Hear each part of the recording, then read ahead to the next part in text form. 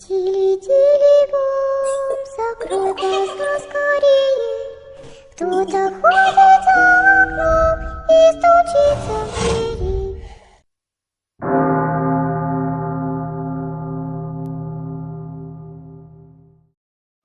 My stories about my uncle. Tawagin na lang natin siya na Uncle Mar. Adventurous type of person itong si Uncle Mar. Gustong-gusto niyang maglakbay all around the Philippines. Binisita niya yung famous tattoo artist sa si Wang Od. Nagpunta siya sa underground river sa Palawan at kung saan-saan pa. Siguro, kung uso na yung vlogging noon, vlogger na si Uncle Mar. Eto na yung mismong kwento. Balak ni Uncle na magtungo sa Tacloban, then to Cebu, then off to Davao. Gagamitin niya yung van niya para sa pagta-travel. Every stop niya, tumatawag siya sa amin para i-assure kami na okay lang siya. Yung mami ko kasi yung nagpalaki kay Uncle Mar, so bilang older sister, concerned siya since merong pagka-reckless talaga si Uncle. Siguro 1 day and a half bago siya nakarating sa Tacloban. Then at that time, napapadalas na yung tawag niya. Tumawag si Uncle ulit sa amin. Nasa may daungan na daw siya papuntang Cebu. Pero nung time na yun, parang ang weird niya. Lagi niyang sinasabing mag-ingat kami. Huwag ko na pababayaan yung pag-aaral ko. First year high school pa lamang ako nito. Tumawag siya nung nasa Cebu na siya. Umabot lang ng 5 minutes yung tawag niya sa aking tansya. At 12 a.m., tumawag siya ulit na umiiyak at hingal na hingal. Medyo choppy kasi nasa gitna siguro sila ng mountainous road. Humahagulgul talaga siya sa iyak at sinasabi niya na mayroong nakaharang sa kanyang daanan. Hindi daw siya makadaan. Si Mami, nag-hysterical na noon kasi helpless kaming lahat since di naman namin alam kung nasan siya mismo tsaka layo-layo noon. Inalam ni Mami kung malaking bato ba yung nakaharang o baka may naglandslide. Kinilabutan kami kasi sabi ni Uncle, mga tao daw yung nakaharang. Lahat nakasuot ng itim na abito na may hood, yung parang kay kamatayan. Sumisigaw na si Mami noon. Ano daw yung ginagawa ng mga tao? Wala daw, nakatitig lang doon kay Uncle. Nag-iiyakan na kami kasi narinig namin si Uncle na sumisigaw. Huwag kayo lalapit sa akin! Habang humahagulgul. Worried na kami that time. Bumubusina na siya noon at dinig na dinig namin. Sinabihan na siya ng daddy ko na umatras na lang siya at bumalik sa pinanggalingan niyang hotel. Sabi ni Uncle, mahirap daw kasi maliit na one way lang daw at bangin niya yung nasa likod. Napatalong kami lahat nung sumigaw ulit si Uncle. Tumigil kayo! Lumayo kayo sa akin! Habang bumubisina siya, maya-maya sabi niya, may mga machete daw yung mga nakaabito na itim na yun. Mga nakaitak daw. Nagkisigaw naman si Uncle na para nagmamakaawa. Please wag! Wala akong kasalanan! Huwag niyo akong papatayin! Dinig na dinig namin na napakalakas sa sigaw niya na para siyang kinakatay. Yun yung huli naming narinig sa kanya bago naging static na lang yung linya. Nagputol-putol yung call hanggang sa tuluyang naputol. Napasugod sila Mami at yung ibang mga kapatid niya doon sa Cebu. Nagpatulong sila sa mga pulisya doon. Paikot-ikot lang sila doon. Kaso walang sign kung nasaan si Uncle Mar. Sinuyod nila Mami pati yung mga baryo doon. After 1 month, nagbigay ng information yung mga pulis. Nakita na po yung sasakyan. Maraming dugo sa loob na nakita po to. May kapiraso pa nga po ng daliri na nagpuan sa loob. Kaso hindi na po namin nakita yung nakasakay. Nagdarasal kami hanggang ngayon na sana buhay pa si Uncle Mar na makakauwi pa din siya sa amin.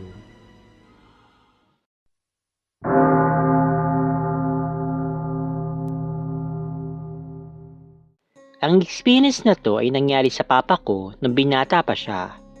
Ang papa ko ay mangingisda at dumadayo sila sa iba't ibang lugar upang mangisda. Nakabase yung papa ko sa Leyte at dumadayo sila sa Mindanao upang mangisda.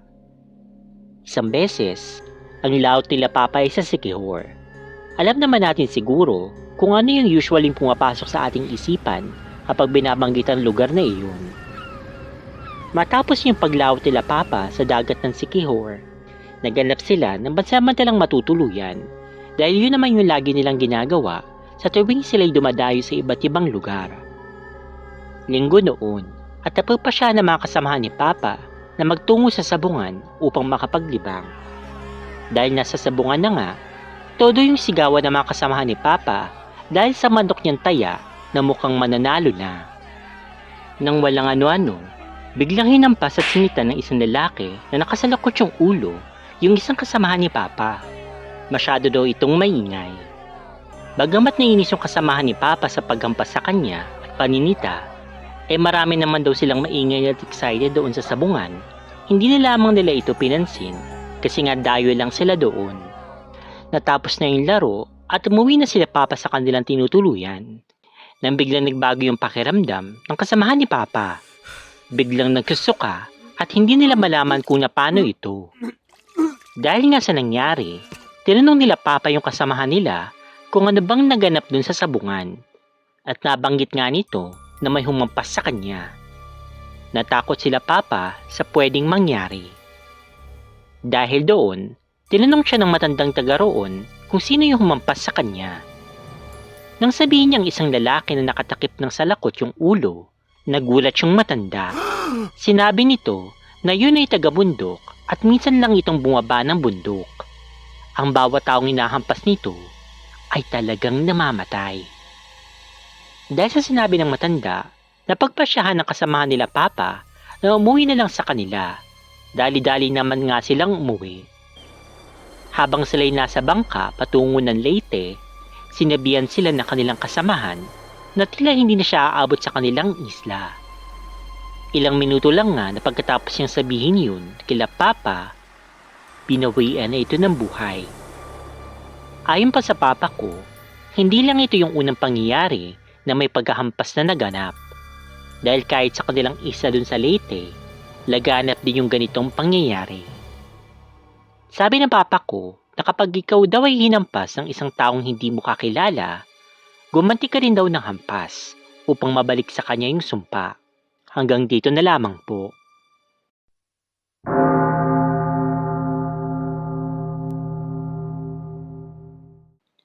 Nagsimula yung nararanasan kong kababalagan sa bahay namin nung grade 5 pa lamang ako. Lumipat kami noon sa isang bahay, tapos habang tumatagal, marami na kaming nararamdaman dun sa bahay. Isang gabi, yung mama ko tsaka ako ay nasa tapat ng salamin. Tinitingnan lang naman namin kung sino yung mas patangkad sa amin at nagtatawanan lang kami. Nang biglang natahimik si mama. Sinabi niya sa amin ng aking kapatid habang nagtatawanan daw kami, may biglang sumilip daw sa kwarto namin tapos mismong mukha niya yung kanyang nakita. Nakita niya ito sa refleksyon dun sa salamin. Tinanong namin kung siya ba'y natakot. Ang sabi niya, hindi naman daw kasi mukha lang naman daw niya yun. Isang araw, mag-isa akong naiwan kasi umalis yung kapatid ko at yung mama ko naman ay nasa opisina. Nagulat ako na biglang tumunog yung upuan tsaka bumukas yung refrigerator namin. Tinawag ko yung kapatid ko pero wala siya kaya kinilabutan na ako. Sunod-sunod na yung mga nakakakilabot na nangyayari sa aming bahay. Marami ring footsteps na maririnig lalo na yung may mga parang kadena sa paa. Naisipan namin ni Mama na lumipat na lang ulit ng bahay at lumipat nga kami. Unang araw namin dun sa bago nilipatan naming bahay, may niramdaman na naman ako. Pero ewan, feeling ko, mabait naman sila. Minsan lang kasi magparamdam, pero alam kong nakasunod sila sa akin. Meron pang time noon, katabi ako natutulog kasama si Mama. Hindi pa kasi ayos yung kwarto ko. May kumakanta, tapos parang hinahaplos yung buhok ko. Nagulat ako nun, pero yung gulat ko, hindi naman todo. Ewan ko ba, basta magaan yung loob ko sa kanila, pero natatakot pa rin ako. Kinuwento ko yung kila Mama at sinabi niya na baka may anak daw yung multo o kaya elemento sa bahay namin at naalala siguro niya sa akin yung anak nito. Isang gabi rin noon, nanood kami ng movie. 12 AM na yun. Doon lang ako nakapag-toothbrush kasi natatakot ako. Nagulat na lang ako na may dumaan sa likuran kong nakaputi. Kitang-kita ko yun dahil may salamin sa aking harapan. Pero nung dumaan ulit yun, hindi ko na lamang yung pinansin. Ewan, basta lagi siyang nandyan sa kasama ko. Hanggang sa school, kasama ko pa rin sila. Lagi silang nakatingin. Ramdam ko yun. Ngayon din habang sinusulat ko ito, katabi ko sila. Damang-dama ko. Baka kayo rin, may kasama rin kayo habang nagbabasa.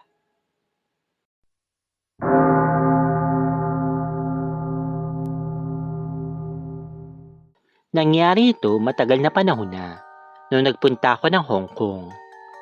Nagpunta ako doon upang magbakasyon at sa ate ko ako nanirahan, since doon siya nagwo-work sa isa sa mga kumpanya doon. Unang tapak ko dun sa bahay ng ate ko, iba kaagad yung aking naramdaman. Ang bigat-bigat sa pakiramdam na parang nadadala ako sa lungkot. Hindi ko agad sinabi ito sa kanya.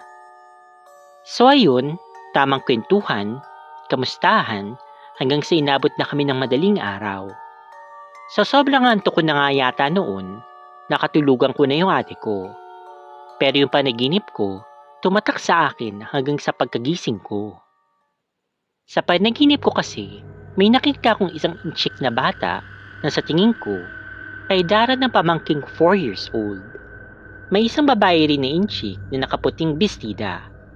Hanggang lagpas balikat ang kanyang buhok. Singkit at matilim yung kanyang mga mata. At pakiwari ko, putlang-putla siya. Parang galit na galit sa akin yung babae. Kahit saan ako tumingin, nandun siya na mataliman titi. Hanggang sa nagulat ako kasi papalapit na siya sa akin at pakiramdam ko, hindi ako makahinga. Naramdaman ko na may humawak sa iba pang damit ko at pagtingin ko, yung babaeng bata nakatingala sa akin. Saka ako biglang nagising. Lumipas pa yung ilang mga araw. Saka nagkwento yung ate ko sa mga kababalagang nararasan nilang mag-anak dun sa bahay na yun. Nung una, natakot ako kasi unang gabi ko, welcome na kaagad ako nung dalawa. Pero naisip ko din na hindi dapat ako matakot kasi buhay ako. Sila yung mga kaluluwa na lamang. Mas makapangyarihan ang pananampalataya. Ikiwento ko rin sa ate ko yung aking panaginip at dinescribe ko pa yung mga nakita ko. Sobrang natakot yung ate ko kasi pareho pala kami ng kaibigan niya nang nakita. Ang pinagkaiba lang, ako sa panaginip pinasok. Yung kaibigan naman niya, sa mismong kusina ng ate ko nagpakita. Nakadungaw daw sa pintuan nila na may salaming transparent at kita yung likod. May experience din yung mga pamangkin ko na sobrang nakakatakot. Naglalaro lang daw silang magkapatid nang biglang may humawak sa binti niya. Kaya siya bumagsak dun sa sahig. Nung sinek daw ng ate ko yung kanyang binti, may bakas nga ng daliri silang nakita. Meron din senaryo na tumunog ng kusa yung laruan ng aking pamangkin na isang manika. Nakatago ito. Nagpapalipat-lipat ang tunog at ang pinagtataka naman ng ate ko, kung nasanggi lang daw, hindi naman daw dapat nagpapalipat-lipat yung tunog unless pinipindot-pindot ito ng aking pamangkin. Ito yung pinaka-worst na nangyari sa akin. Pinapatulog ko yung bunso kong pamangkin dun sa sala. Medyo nagmamaldita ito, kaya pinalo ko ng mahina yung paa kasi nagwawala. Nabilang sumara yung sliding door sa harapan ko ng pagkalakas-lakas. Sa sobrang lakas, yung pamangkin ko biglang napatigil sa pagbawala, sabay yakap sa akin at kitang-kita ko yung takot niya. Ang ginawa ko na lang, binuksan ko ulit yung pintuan kahit nanginginig yung mga tuhod ko. Pati kortina, binuksan ko. Sabay nagpatugtog ako ng worship songs. Nung dumating na yung bayaw ko, pati yung ate ko, sinabi ko agad yung mga nangyari. Kinausap nila yung pamangkin ko at tinanong nila kung sino bang gumawa nun. At ang sagot nito, mama niya daw. Kaya natakot kaming lahat. Kasi napaka-imposibleng sumara ng malakas yung pinto dahil may magnet yun sa ilalim na proteksyon para sa mga bata upang hindi sila maipit.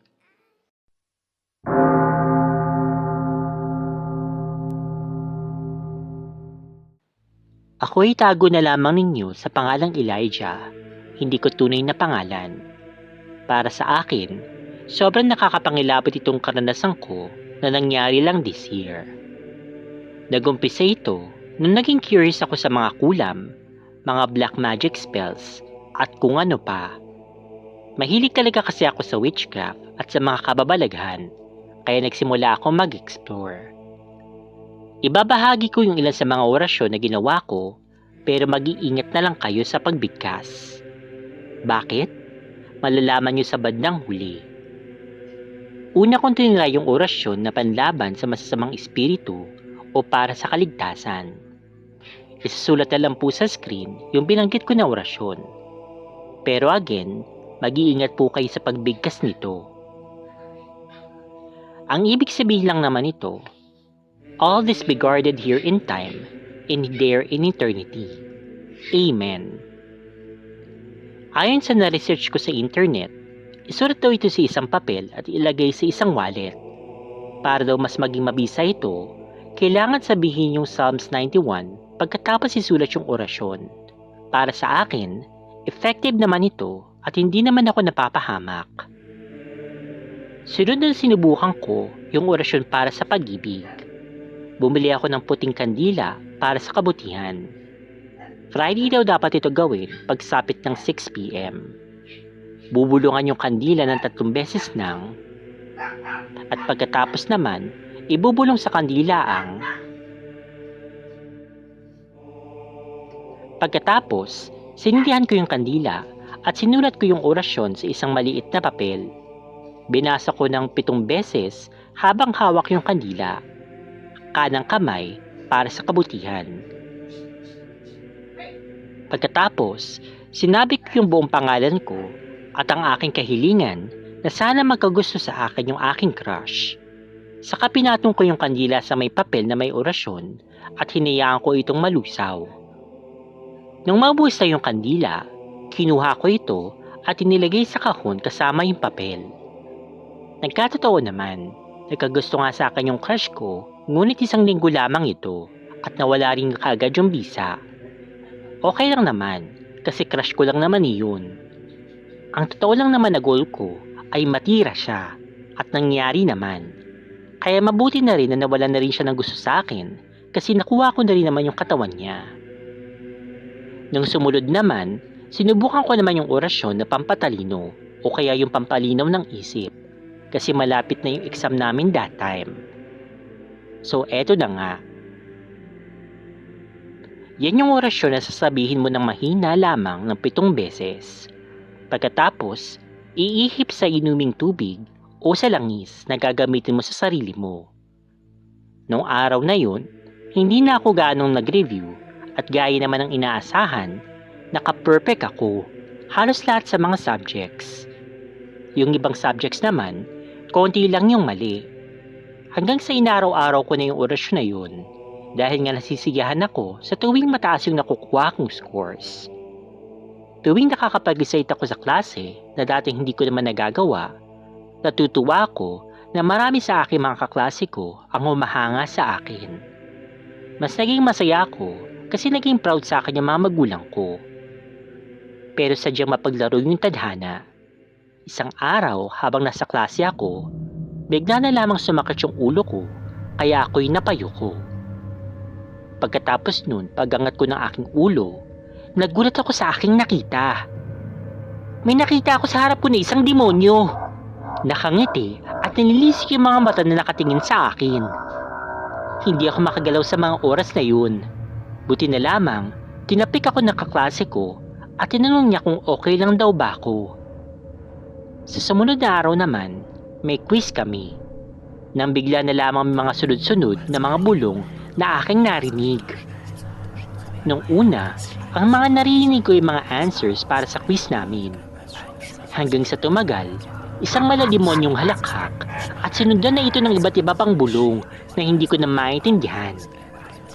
Ang naintindihan ko na lang na bulong ay, Tapos na yung maliligayang araw mo.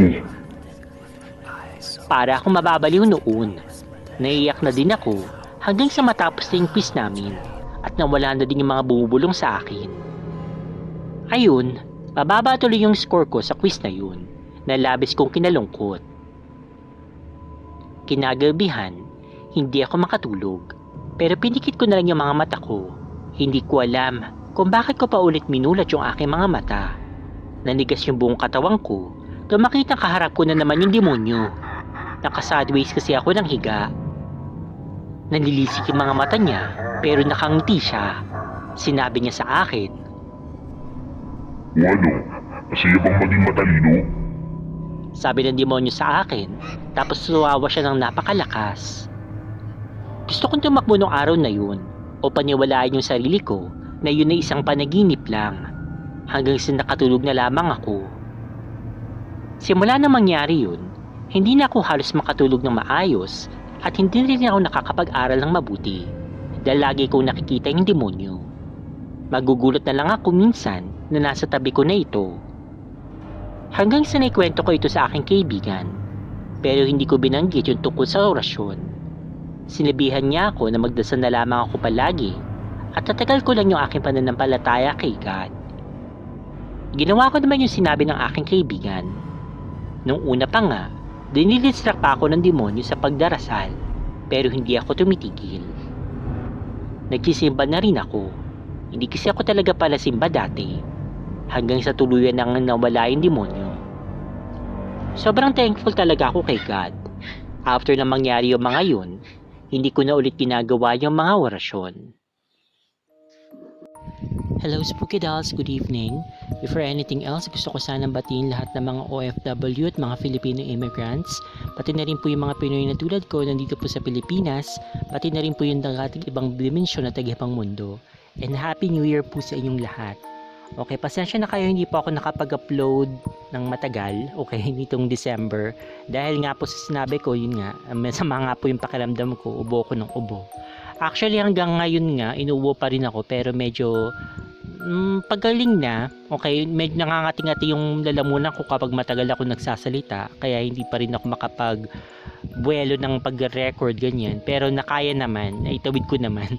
Ito pong video na to na nagawa ko is sobrang dami ko pong parts dyan na inubo ko. Siyempre, in-edit ko na lang. Alam mo, iparinig ko pa sa inyo yung pag-ubo-ubo ko. Pero, ayun nga, okay, so naitawid naman, salamat naman. So, hopefully next week, makapag-upload ako ulit. Ganun na lang, kasi medyo pa-okay na. Okay, kasi nga feeling ko talaga meron talaga akong walking pneumonia. Okay, kasi nga nung chinek ko yung mga symptoms, para tumutugma lahat sa mga nararamdaman ko na madaling mapagod, ubo ng ubo, ganyan. Yun, mabuti na lang hindi naman ako nilalagnat. Okay, so salamat naman. Okay. But anyway, bago tayo magpatuloy guys, gusto ko lang sanang sabihin na sana po ay tulungan niyo po akong magdasal na sana gumaling na po si Tita Florencia de Guzman. So si Tita po kasi, nasabi po niya sa akin na mga ilang araw na rin siyang nasa ospital. Okay, dahil nga nagkaroon po siya ng mild aneurysm. So, ayun, very concerning. I hope tita na gumaling na po kayo. Okay, maging okay na sana yung pakiramdam ninyo and then para makabalik na po kayo dun sa bahay ninyo. Since, naku, Diyos ko, nag-New Year yata itong si tita dun sa ospital. Kawawa naman si tita. Pero sana gumaling na nga si tita talaga. Okay, so napakabait pa naman ni tita. Ayun, we really pray and hope na makarecover na po kayo mula dyan po sa inyong nararamdaman na sakit. Okay, anyway guys, yun nga, Happy New Year. Hope na itong 2024 ay maging magandang taon para sa ating lahat. So, fingers crossed, okay, na ito pong channel natin ay lumago po at saka yun nga, dumami sana yung nakikinig at mabalik na sana yung monetization kasi malaking tulong din talaga sa akin na yun nga, na-monetize yung channel. Okay, so although bumalik na nga po ako sa pagkatrabaho sa office, hindi na talaga ako yung nakasulalay o nakadepende talaga totally dito sa Dalson's Books para sa panggastos ko. Still, malaking blessing din sa akin yun nga na may kinikita ako paminsan-minsan dito sa channel para yun know, magagamit ko rin yun sa maintenance ng, kasi nga diabetic ako, ginagamit ko yun sa bili-bili ng gamot at pagbayad din sa mga gastusin, ganyan. So hopefully, fingers crossed, pagdasal nyo rin po sana na mabalik din yung monetization ng Dalson's Books. And promise, Okay, basta gumaling lang talaga yung lalamunan ko. Hindi na ako ubuhin, hindi na ako parang may sore throat ako, ganyan. Ayun, upload tayo. Mas dadalasan ko pa yung pag-upload. Okay, anyway, let's go ahead and discuss the story. So, regarding nga po ito sa mga samot-saring mga kwento na kababalaghan na meron una, regarding nga po dun sa kanyang experience na tawag nito, yung kanyang tito, yung uncle niya biglang nawala. Okay. Actually guys, ganito, pasensya na kayo guys kasi parang hindi ko sure kung nabasa ko na ba tong kwentong ito or hindi pa. Kasi sabi ko nga sa inyo na wala po kasi listahan ko dati na yung mga na kwentong nabasa ko na o hindi. Basta, anyway, I hope na hindi ko pa nabasa. Pero kung sakali man, pasensya na. Okay, I'll do my best na. Parang kasi sa sobrang dami na nababasa kong kwento, hindi ko na masabi kung ano ba yung nabasa ko na o hindi pa. But anyway, okay, so yun nga, regarding nga po yun sa kanyang tito na nagpunta po somewhere in Tacloban daw. Okay, Tacloban ba to? Cebu? Hindi, Cebu. Okay, so papunta na daw siya ng Cebu. Tapos biglang nawala na lang daw tong tito niya ng nakakapangilabot daw dito is parang mayroon daw humarang na hindi natin malaman kung kulto ba to o kung ano man, mga tao ba talaga to, na bigla na lang siyang hinarang, and then ayun, I would assume na pinatay siya kasi puro dugo na lang naiwan, and then may mga parang ano pa nga daw, tawag nito, may mga naiwan pa nga doon ng parte ng daliri niya. Diyos ko, sabi ko pa naman sa sister ko na balak kong mag-travel, okay, mag-isa, kasi gusto ko talaga ma-experience talaga mag-travel na mag-isa. Parang gusto ko mag-travel sa Baguio or somewhere ganyan sa beach, ganyan na ako lang, wala lang. Pero parang naalala ko nga paano, siguro naman hindi man mangyayari ito, parang kasi siguro saan na siya nagpunta, para bang ilang na lugar yun na parang may mga bundok-bundok na siya lang yun nandoon, tapos ewan ko kung ano bang kababalaghan na nangyari, siguro naghahanap ng alay itong kultong ito, dinatsyempohan siya, so ayun tuloy. Ano ba yan? Yan ang nangyari sa kanya. So masasabi ko lang, siguro mag-ingat hanggat maaari, wag ka siguro pumunta sa mga lugar na liblib na mag-isa ka lang, kasi kung hindi ka man maano ng kulto, malay mo, di ba, nagliliwaliw ka sa mga damuhan, tapos ang mangyari sa'yo, makagat ka ng ahas, ayun, kumusta naman, di ba? O kaya mahulog ka sa bangin o sa trap na para sa mabangis na hayop, and then walang nakahanap ka agad sa'yo dun, di baka, yun nga, doon ka mapapahamak. So ako naman, wala man akong balak magpunta kung saan na mag-isa lang ako. I mean, mag-isa ako yung pupunta doon, pero hindi naman yung tipong walang katao-tao talaga doon. Syempre, di ba? Takot ko lang din naman. Ayoko rin namang yung sarili ko sa kapahamakan. Gusto ko pa naman makauwi sa amin ng buo at buhay. Anyway, so regarding naman dun sa pangalawa, okay, ito na naman tayo, yung mga hampas-hampas na yan. At guys, mayroon na naman nangyari nung nakaraan. Pero parang feeling ko naman wala naman yun. Baka napahawak lang sa akin ng hindi sinasadya. Kasi nga pababa ng ng jeep na naman, and then yun, hindi naman ako talaga tinapik. Kinawakan lang yung binti ko. Feeling ko nang parang na off balance lang siguro yung tao, tapos napahawak sa akin. Ayun, syempre sa sobrang gulat mo, pababa na rin naman yun. Naman habulin ko pa siya ng hampas, diba? Baka mamaya kung ano pang gawin sa akin. Pero yun guys, kataka lang ako sa mga ganyan. Ano ba silang mga taong to, may makota ba sila na gusto nilang manghawa ng tao na hindi manghawa pala, sorry, parang sakit, diba? Parang gusto nilang mamiktima ng tao na papatayin nila, ganyan. Siguro parang mga mangkukulam din to na parang manghihina sila kapag hindi sila nakapanakit ng tao, yung hindi sila nakapangulam. Kaya kunyari lang yung mga naghahanap lang sila ng parang justification para mangulam, pero ang totoo nun may kota talaga sila. Kaya yung iba parang napaka-simpleng bagay lang naman na hindi ka lang napansin, hindi ka lang nabati, kukulamin ka na kaagad. Pero actually ang totoo nun, kailangan na talaga nila mangulam. Parang ginagamit lang na rin na, ay hindi niya kasi ako binati kaya kukulamin ko siya. So di ba?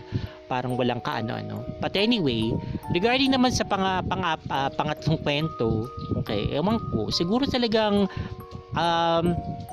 lapitin lang sila. Ano ba yun? Parang lumipat sila ng bahay, meron na naman silang naramdaman dun sa bahay nila. Pero at least, diba, mabait naman yung nagpapanamdam sa kanila. Sabi ko, okay lang sa akin tumira sa medyo parang haunted na house.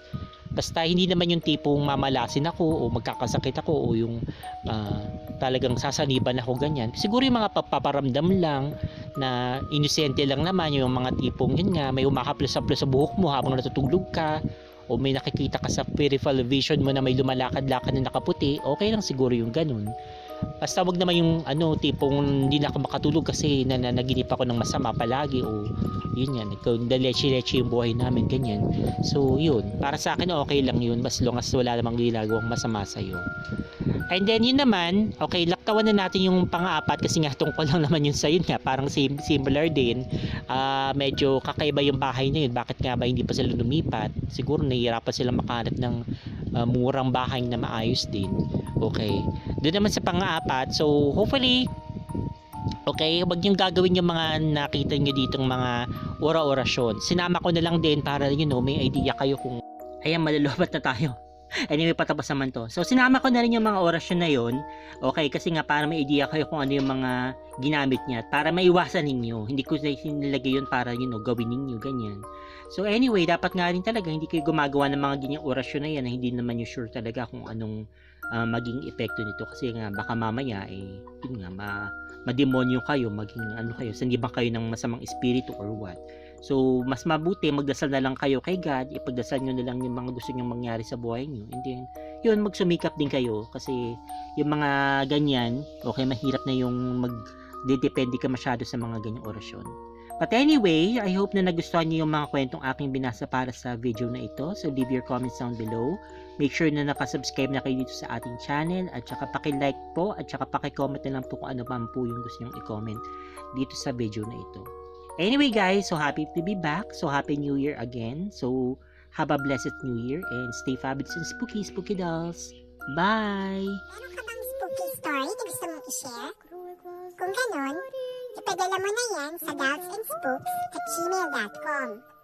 Huwag din kakalimutan na mag-subscribe, mag-like, mag-comment, at i-share ang video.